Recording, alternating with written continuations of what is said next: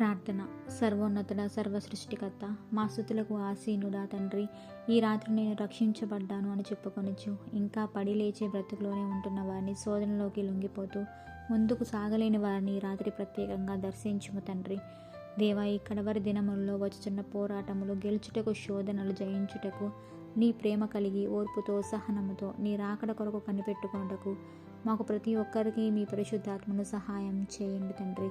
దేవా, కష్టములు కలిగినప్పుడు, శ్రమలు వచ్చినప్పుడు కుంగిపోయేవారిగా, ఆధ్యాత్మికంగా జీవితంలో ఆగిపోయేవారిగా కాక విశ్వాసమునకు కర్తయు దాన్ని కొనసాగించువాడైన మా రక్షకుడు క్రీస్తు వైపు చూస్తూ ముందున్న పందెంలో ఓపికతో పరిగెత్తి కృపలను మాకు దయచేయము తండ్రి.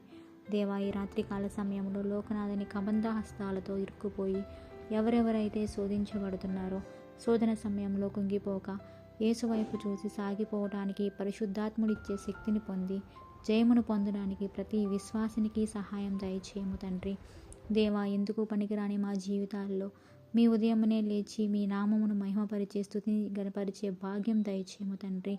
దేవా, మరణకరమైన దినముల్లో ఈ రాత్రి మేము పనుకొనుచుండగా సమస్త అధికారం మీకు అప్పగించుకొనుచు అలనాడు యోబు కుటుంబానికి వేసిన బలమైన అగ్నికంచె వేసి మమ్మల్ని కాచి కాపాడి రక్షించి పట్టజాలని విస్తారమైన దీవెన ఆశీర్వాదములు మాకు అనుగ్రహించుము తండ్రి. దేవా, ఈ నా ప్రార్థన మా రక్షకుడుకు ప్రభువైన యేసు క్రీస్తు నామములో బ్రతిమాలి వేడుకొనుచున్నాము తండ్రి.